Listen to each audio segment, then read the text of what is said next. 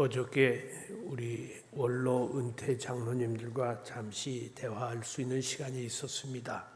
그 자리에서 어른들 장로님이 하시는 말씀이 이거 칼빈 기독교 강요를 다 마친 사람에게 기념품이나 주지 마시고 수료증을 주십시오.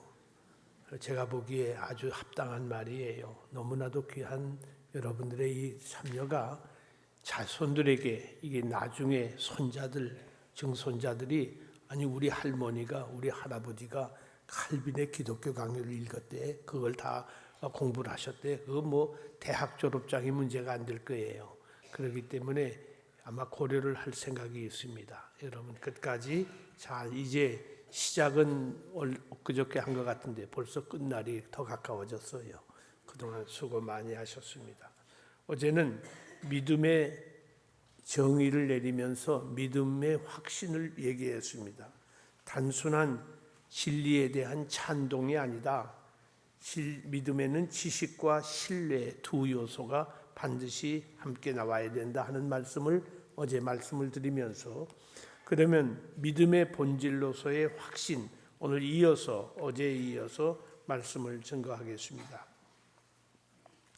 믿음은 하나님의 약속에 대한 객관적 확실성 이상의 것, 확실한 것 이상이에요.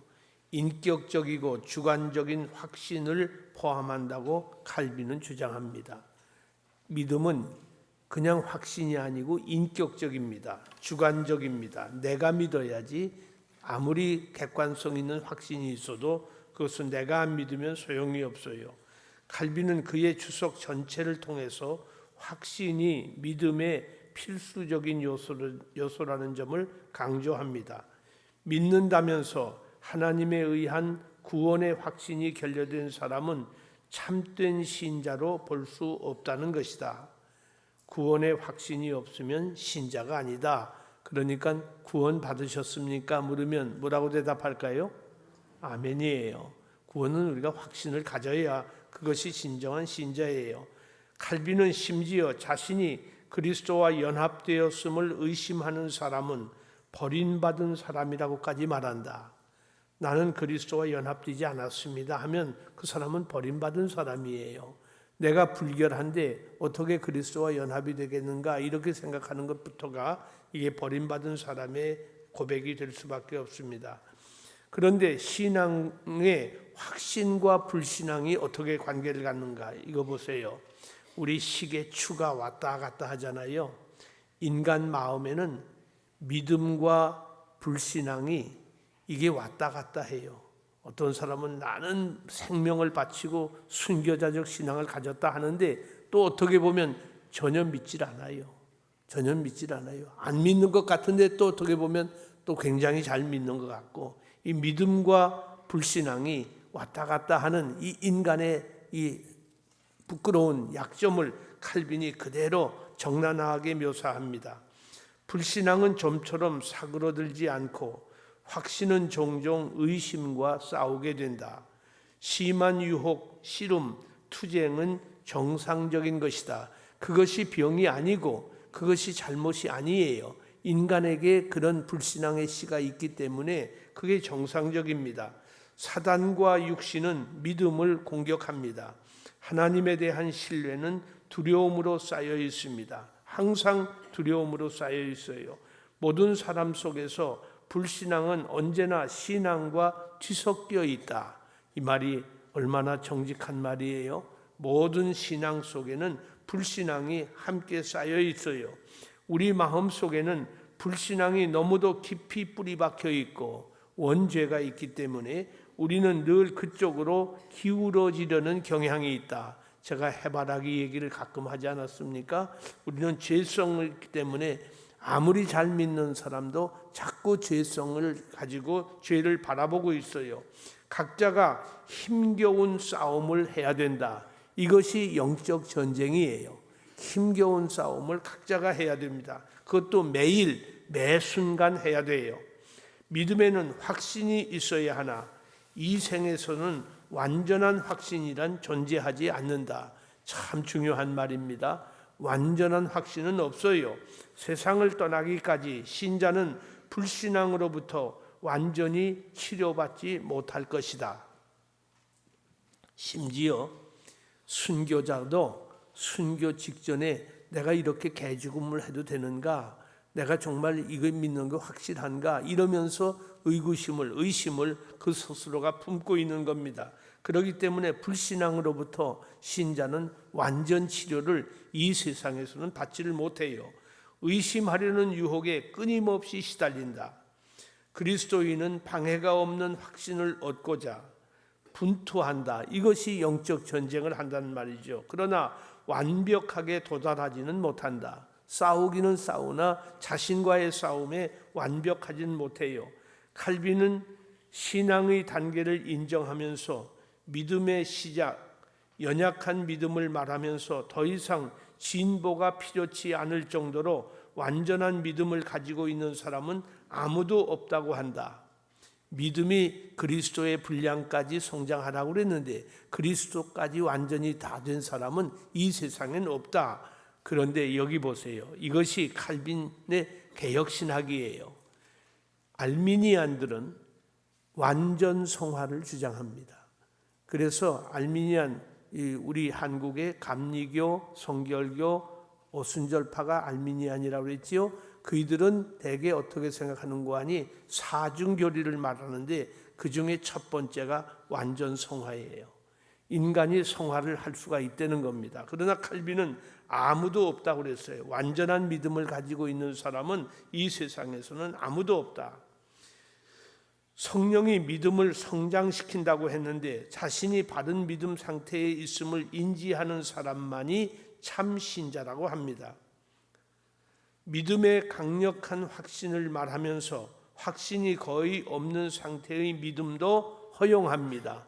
확신이 없다고 당신 믿음 없는 사람 불신자라고 그렇게 치부하면 안 돼요. 흔들리는 사람도 그 믿음도 그대로 그 나름대로 우리가 허용을 해야 돼요. 확신은 의심으로부터 자유해진 상태이면서도 아직 여전히 자유롭지 못하다. 아직은 여전히 의심에서 완전 자유는 얻질 못해요. 그것은 망설일 수 없으면서 망설일 수 있다. 마음이 안전한 상태에 있으면서도 불안에 둘러싸여 있다. 신실한 신자는 확신을 가지고 있으면서도 여전히 흔들리며 떤다. 우리는 항상 이 양면성을 늘 기억하고 내가 연약하다. 그 연약한 것을 아는 것이 그게 믿음이에요. 거기까지 우리가 점점 나가야 합니다.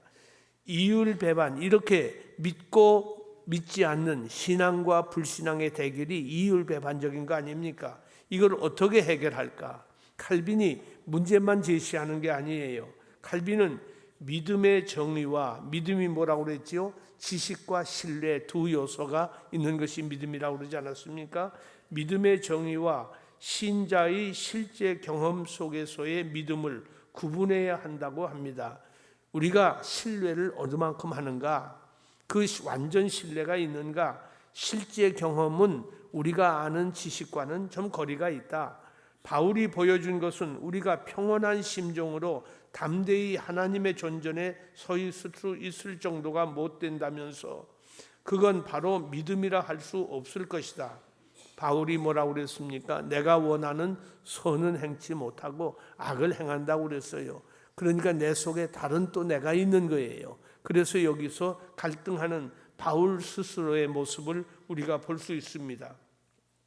그리고 이 담대함은 하나님의 자애로우심과 구원하심에 대한 분명한 확신으로부터 나오는 것이다.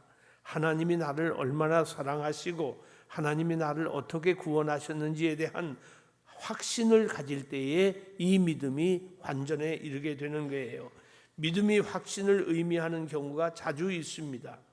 물론 이렇게 한다고 해서 믿음이 성장할 수 있다는 점을 부인하는 것은 아닙니다.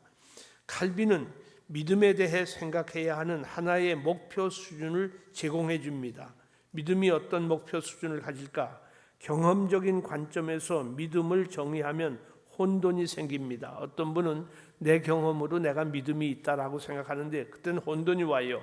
확신은 믿음의 바라봄에서 나오는 것이 칼빈의 견해다. 이 바라봄은 아직은 희미하고 초보적일지 모르지만 지극히 작은 믿음의 행위가 있었기에 가능케 된 것이다. 지극히 작은 믿음이라도 그 한 방울이 우리 마음속에 스며들면 그 즉시 우리를 향하신 하나님의 평화롭고 고요하며 은혜로운 얼굴을 바라보기 시작한다. 이 한 방울의 믿음, 이것이 중요하다. 이걸 무시하지 마라. 물론 멀리서 그분을 바라보게 됩니다. 그러나 적어도 속고 있지 않음을 알 수 있는 정도만큼은 충분히 명료하게 보는 것이다. 하나님을 보게 된다 그 말이죠. 마가복음 9장 24절에서 내가 믿나이다라는 말과 나의 믿음 없는 것을 도와주소서는 이 모순으로 보이지만은 그러잖아요. 방금 내가 믿습니다. 그러나 내 믿음 없는 것을 도와주소서 한 것은 믿음이 있다는 말이에요, 없다는 말이에요. 우리 중 누구도 자신이 이 둘 모두를 경험하지 않고 있다고 말할 수 없을 것이다. 우리도 종종 그렇게 되는 거예요. 우리가 완전히 믿습니다 해놓고 내가 믿음 없습니다, 하나님 나를 도와달라고 기도를 하지 않습니까? 우리는 왜 그런 기도를 하는 거 아니? 우리 믿음이 완전하지 못하기 때문입니다. 어떤 의미에서 우리는 부분적으로는 불신자예요. 완전한 신자라고 해도 어떤 면에서 불신자예요. 우리가 가령 어떤 위기 상황에 만나면 두려움에 떨고 거기서 허둥지둥하지 않습니까? 그것이 불신앙이 아니겠어요? 그렇기 때문에 수시로 우리는 불신앙의 공격을 받고 있기 때문에 어떤 면에서 우리는 부분적으로 불신자입니다. 그러나 하나님께서는 우리를 용서해 주시고 우리의 믿음 없는 것을 용서해 주시고 오래 참아 주시는 가운데 우리 안에 있는 이 작은 믿음을 인해 우리를 신자로 여겨 주시는 것이다.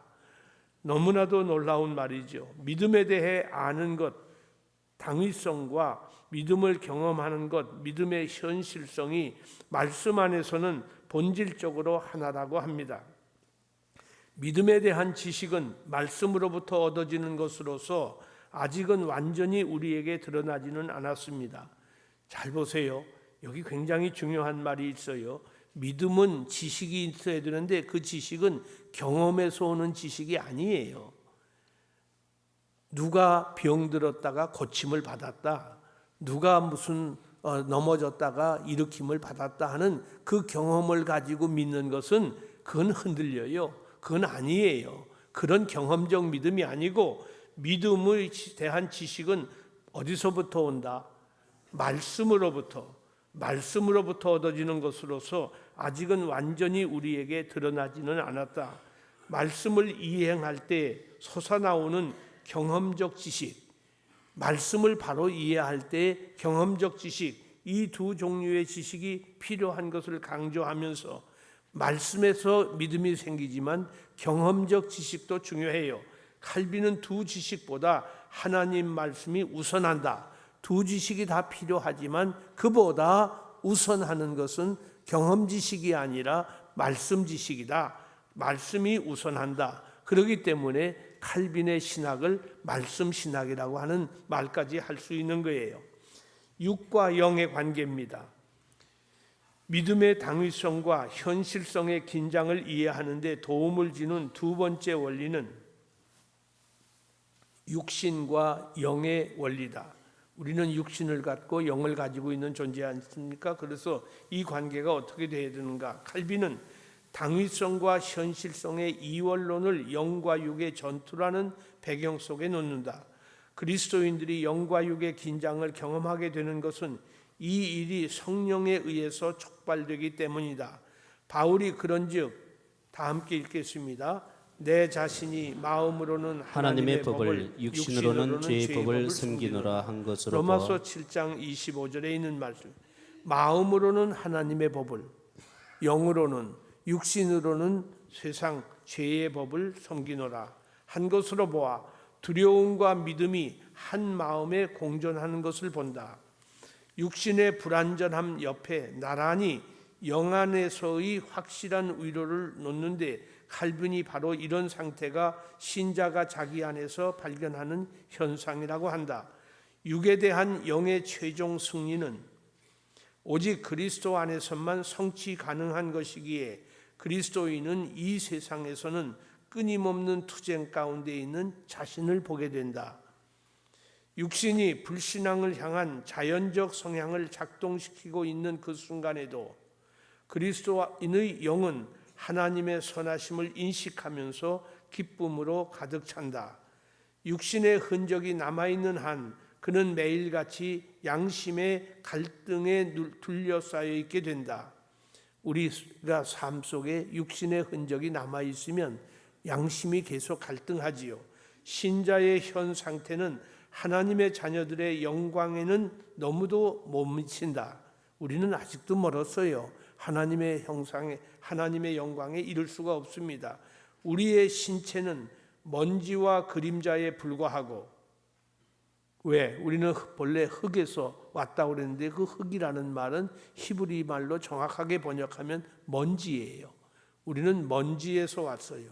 그래서 먼지와 그림자에 불과하고 사망은 언제나 우리 눈앞에 있다. 우리는 1000가지나 되는 비참에 노출되어 있고, 이 표현 보세요. 1000가지나 되는 이란 말은 이게 엄청난 많은 비참이 우리에게 노출되어 있고, 그래서 우리는 항상 우리 내부에서 지옥을 보고 있는 것이나 마찬가지다. 우리 속에 비참함이 너무 많아서 사실은 지옥 덩어리예요. 중생치 못한 이들에게는 이 같은 갈등은 없습니다. 왜? 진리가 없는데 무슨 갈등이 있겠어요? 그들은 하나님을 사랑하지도 죄를 미워하지도 않기 때문이다. 신자는 사실 더 진실하게 자신을 하나님께 드려질수록 그는 더 심하게 그분의 진노를 느끼고 동요한다. 자주 말씀을 드렸습니다. 하나님께 가까이 가면 갈수록 나는 한없는 죄인으로 떨어지는 거예요. 나는 아주 멀리 하나님 앞에 저주받는 자리로 떨어져요. 왜? 하나님의 그 밝은 그 광채 앞에 나를 비춰보니까 내가 형편없단 말이에요. 그렇기 때문에 빛이 밝혀질수록 내 허물과 더러운 것이 더 많이 드러나듯이 하나님 앞에 우리가 정직하게 바로 서려고 하는 그 노력과 더불어 나는 한없는 죄인으로 떨어지게 되는 것입니다. 여기서 갈등이 생겨지는 거지요. 두려워하고 떨며 경외하는 영이 믿음을 세우고 교만을 막습니다. 이때 누가 머리를 들고 교만할 사람이 있고 누가 목소리를 낼 사람이 있어요. 모든 것들은 그 앞에서 잠잠할지어다. 바로 그 말이 거기서 나오는 거예요. 두려움은 자신의 무가치함을 느끼는 바른 감정에서 비롯된 것이고, 내가 얼마나 무가치한, 정말 마른 막대기와 같고 불탄 포도농쿨 같은 쓸모없는 그 자신임을 생각할 때 두려움이 생기죠. 바른 감정에서 비롯된 것이다. 그 두려움은 바른 감정이에요. 하나님의 신실하심을 신뢰함으로써 확신이 생겨날 수 있다. 그럼에도 불구하고 하나님의 사랑을, 하나님의 그 놀라우신 은혜를 의지하기 때문에 거기서 확신이 생기는 거예요. 이 육과 영의 긴장이 신자로 하여금 육의 욕구에 빠지거나 절망 속에 포기하지 않도록 지켜준다. 신자의 영은 결단코 완전히 절망하지 않는다. 오히려 절망의 고비마다에서 믿음이 자라게 되어 있다. 절망할수록 믿음이 커지는 거지요. 영적 싸움은 믿음을 강화시킨다. 성령의 도우심으로 모든 투쟁 위로 천상적 믿음이 일어나고, 믿음은 하나님께서 그분 자신의 말씀을 신실하게 지키실 것임을 신뢰하는 것이다. 신자가 육신적 의심으로 고통을 받는 순간에도 그의 영은 하나님의 자비하심을 신뢰할 수 있는데, 고통이 오는 순간에도 하나님의 사랑을 신뢰할 수 있는데, 특히 그가 기도 속에서 하나님을 부르고 성례에 참여하는 가운데 그분을 더욱 의지할 때 이 일이 일어난다. 칼빈이 성례를 엄청나게 강조를 해요. 성례를 통해서 우리가 성례는 바로 설교라고 그랬어요. 성례 자체가 설교예요. 그러니까 성례식 하는 날은 설교를 거의 안 하잖아요. 짧게 하고 말잖아요. 그 성찬 자신이 말씀이기 때문에 더욱 의지할 일이 이때에 생겨집니다. 자신을 위험에 빠뜨리려는 모든 난관들을 이기고 믿음은 결국 승리하고 만다. 마치 종려나무처럼 믿음은 내려누르는 모든 짐들과 싸워 이겨 위로 뻗어오고야 마는 것이다. 신자의 영으로부터 소망, 기쁨, 확신이 일어나는 반면 육신으로부터는 두려움, 의심, 환멸이 일어난다. 이런 이율배반적인 것, 육과 영이 동시에 작용하지만 불안전과 의심이 필수적인 요소는 아니다. 육신의 일이 종종 믿음을 따라오기도 하지만 믿음과 섞여버리는 것이 아니다. 신자가 영적 전투에서 지는 일도 생기지만 우리가 항상 이기진 못해요. 우리가 때로는 실족할 때도 있습니다. 육신과의 전쟁 자체에서 궁극적으로 패배하는 것은 아니다. 특히 기도와 성례라는 수단이 믿음의 영으로 하여금 궁극적 승리를 얻을 수 있도록 도와준다. 그렇기 때문에 기도와 성례가 항상 있어야 되는데 이때의 기도는 회개를 말합니다. 회개하는 기도. 이것이 그냥 우리가 그냥 기도하는 게 아니에요. 죽음에 떨어져서 하나님 살려달라는 애원도 못하는 게 인생이에요.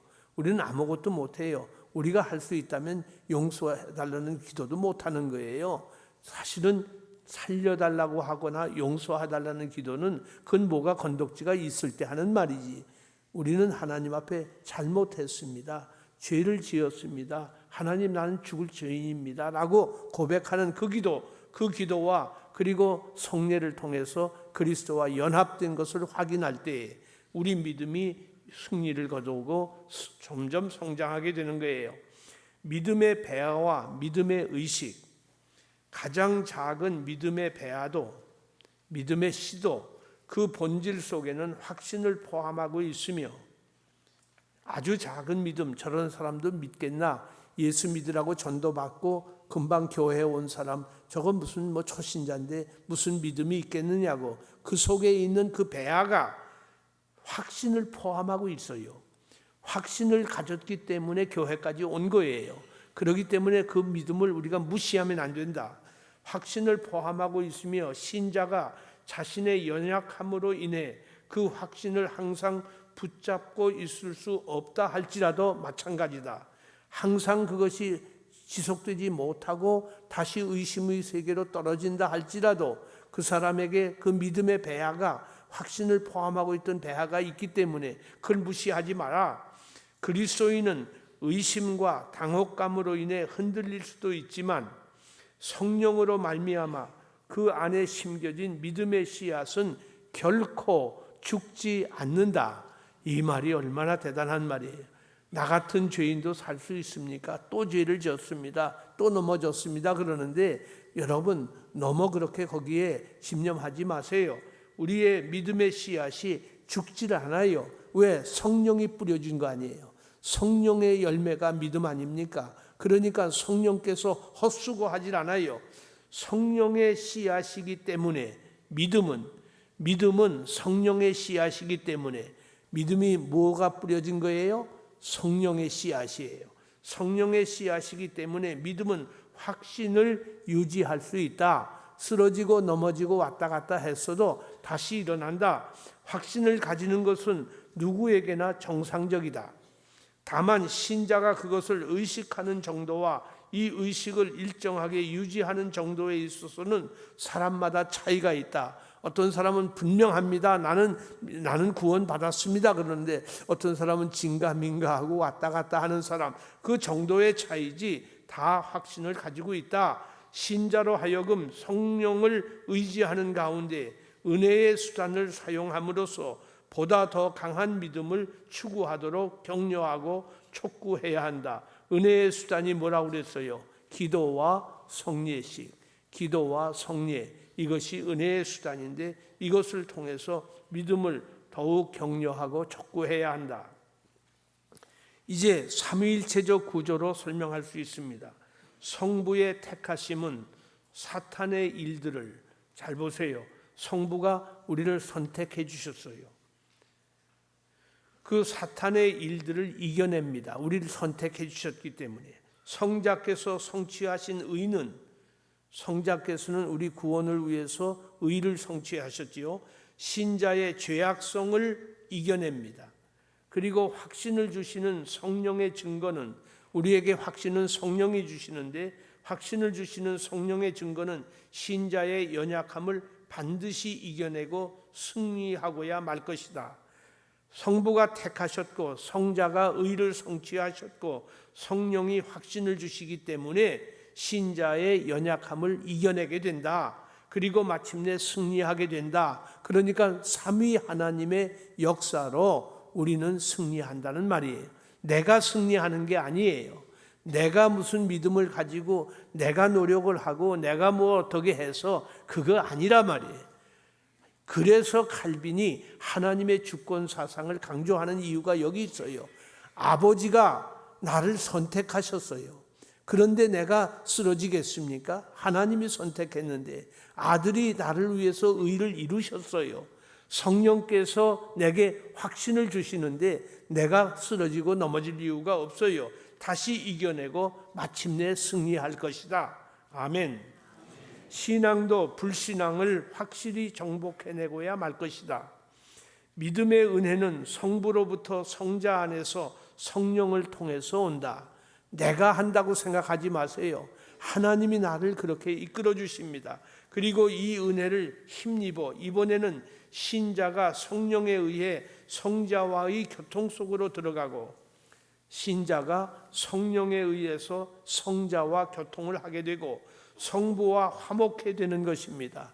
그러니까 성령의 역사가 없이는 아들 예수님과 교제할 수도 없고 아버지와 화목할 수도 없습니다. 성부께서 선택하시고 택하신 그들을 그리스도 안에서 보존해 주심이라는 것은 가볍게 여길 신학이 아니다. 성부께서 나를 선택하신 것, 그리스도가 나를 의로운 백성으로 구원하시고 보존해 주시는 것, 이것은 가벼운 신학이 아니에요.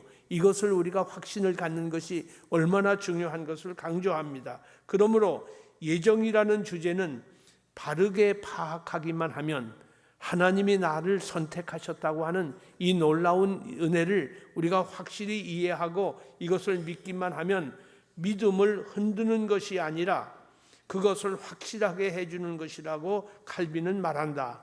그러니까 예정된 사람이니까 난 안 믿어도 하나님이 구원하실 거야, 그렇게 하지는 않는다 말이에요. 오히려 그 구원의 그 예정과 선택에 너무 감격해서 더 충성을 하고 더 바르게 살게 된다.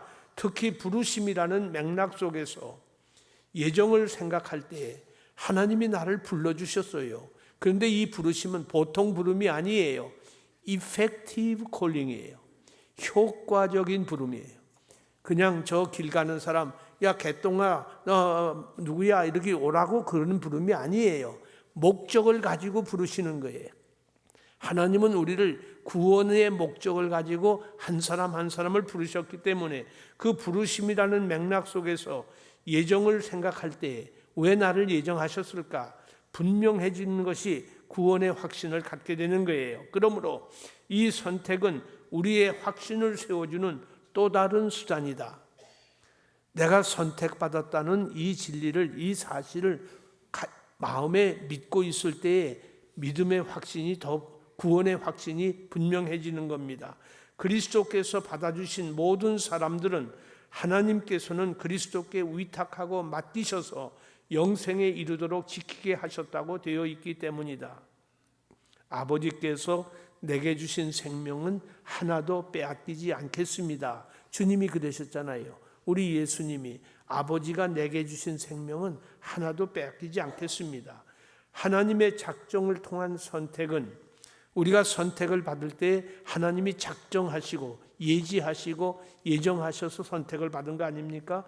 작정을 통한 선택은 우리의 보존과 확신을 위한 확실한 기초가 된다.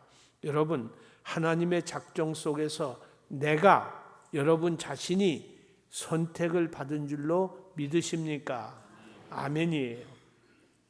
이것이 믿음의 확신을 가져오는 기초가 되는 거예요. 그리고 확신의 기초로서의 선택에 대한 이해는 기독론적 맥락 속에서만 가능하다. 칼빈은 끊임없이 그리스도를 선택의 거울로 쳐드는데 이 거울 속에서 우리는 우리 자신의 선택을 바라봐야 하고 또한 자기 기만 없이 그것을 바라볼 수 있는 것이다. 예수님 안에서 선택이지 예수 없는 그것은 선택이 아니에요. 구원의 어떤 조건도 충족시킬 수 없는 자신의 소망 없는 무능력에서 눈을 돌려 이거 보세요. 나를 보면 내가 선택받을 사람이지 내가 이만하면 다른 사람보다 나아. 그래서 하나님께서 나를 쓸모 있다고 선택하신 거야. 그게 아니라 그 말이에요. 그게 전혀 아니에요. 자기 기만이에요.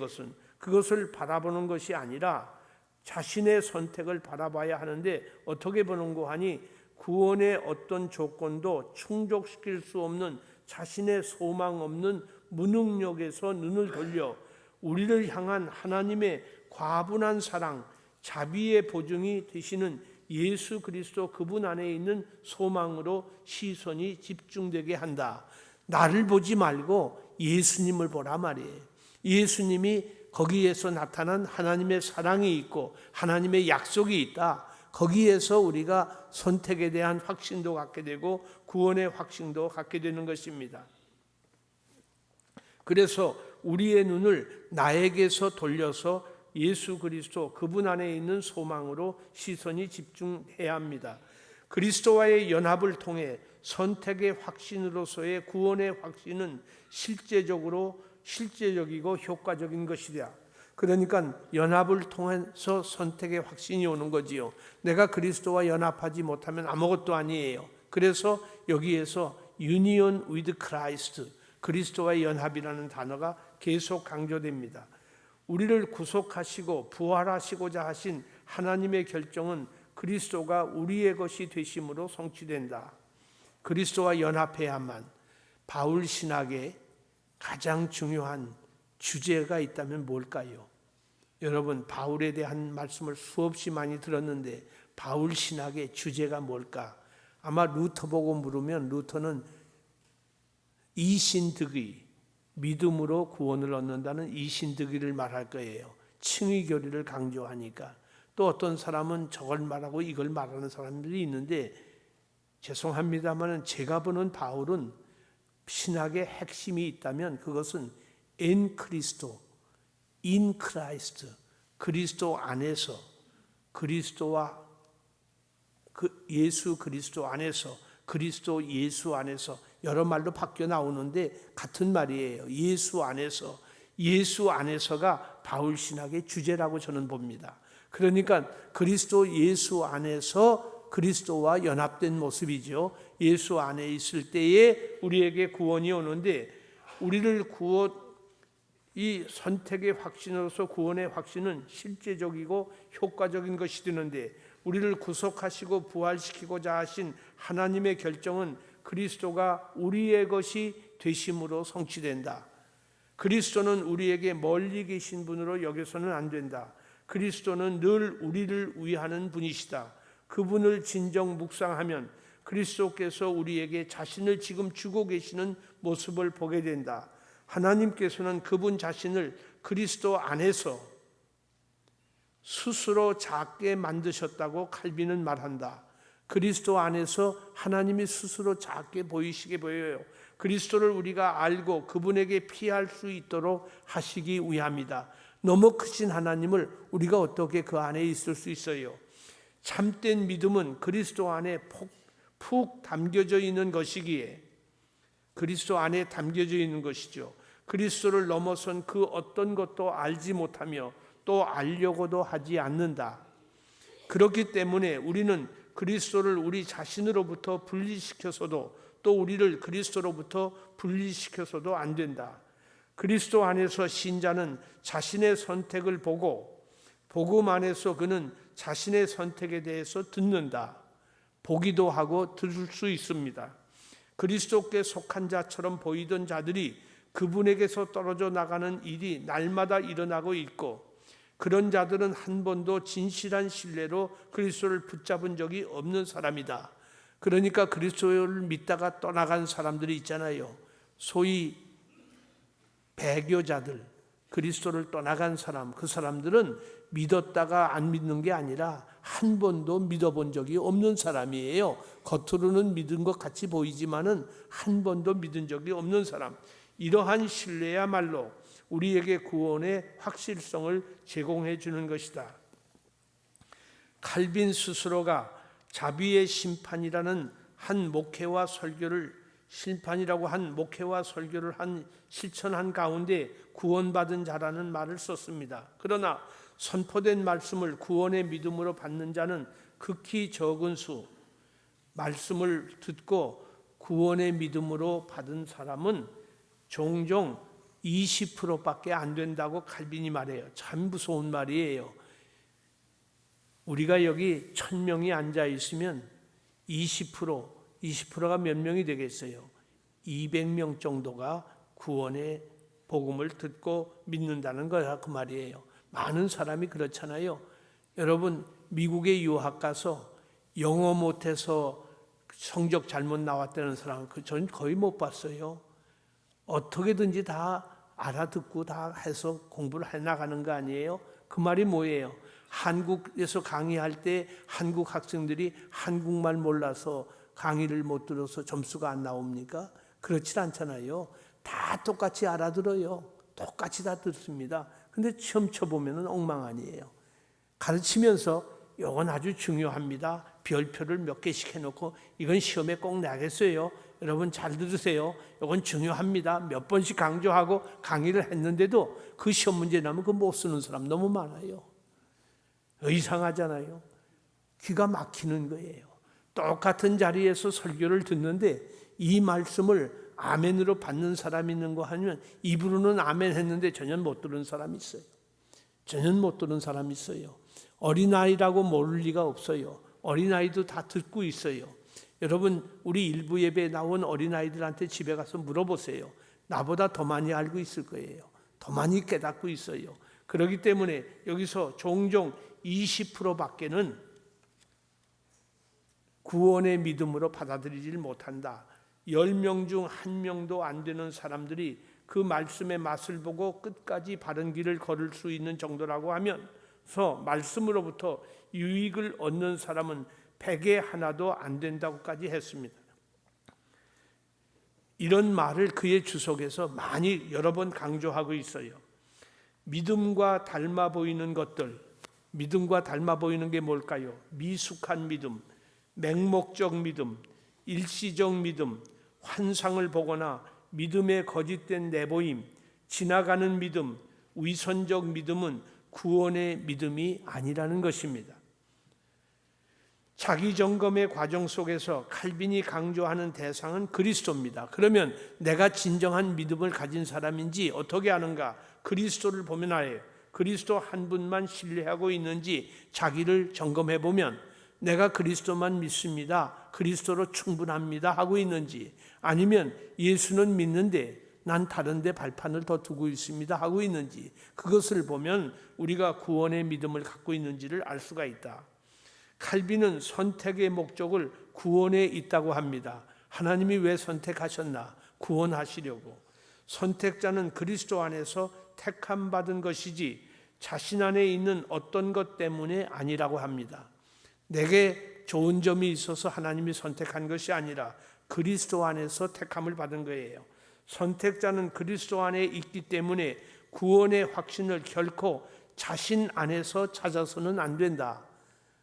내가 선택받을 이유가 있습니까? 내가 뭐가 좋았습니까? 이렇게 물으면 안 돼요. 그들의 확신은 그리스도 안에서 찾아야 한다. 그리스도와의 교통이 그런 거로 필수적이다. 그리스도와 그분이 주시는 유익들을 얻는 택함 받은 자의 확신을 성령이 주신다. 성령께서 믿음도 주시지만 확실한 믿음, 확신도 성령이 주십니다. 성령께서는 그리스도가 그들에게 속하셨음과 그들이 그리스도께 속하였음에 대한 확신을 준다. 내 안에 그리스도가, 그리스도 안에 내가 있는 확신을 주게 돼요. 구원에 적용해서 성령께서 인격적 위로 신자에게 입양된 사실을 확신시켜준다. 선택자는 썩지 않는 씨로 거듭났다. 말씀이지요. 말씀으로 거듭난 거지요. 여러분 가운데 내 안에 예수님이 계십니다. 그렇게 확신이 드십니까? 그러면 그 예수님이 나의 주인이 되셔야겠지요. 나의 왕의 왕이 되야겠지요. 우리 집의 주인은 고3입니다 하는 분이 있는데 아니에요. 우리 집 왕은 고3이 아니에요. 우리 집 왕은 예수님이에요. 내 안의 왕은 예수님이에요. 왕이 뭐예요? 모든 파이널 디시전 메이커예요. 모든 마지막 결단을 하는 분이 사장님 아닙니까? 임금님, 대통령이 아니에요. 마지막 결재권자예요. 그러니까 내 모든 삶에, 내 모든 결정에 결정적인 그 최후 결재자가 예수님인가 말이에요. 그러면 예수님이 내 안에 계신 보람이 있지만은 그렇지 않으면 예수님을 내모는 거예요. 예수님을 무시하는 것밖에 안 됩니다. 성령이 없이는 아무도 그리스도에 대한 확신을 가질 수 없다. 성령께서 내 안에 오시어서 그리스도 예수를 나의 왕으로 삼고 구주로 삼는 오늘 이 복된 하루 우리의 여생이 될 수 있기를 주님의 이름으로 간절히 소원합니다. 하늘에 계신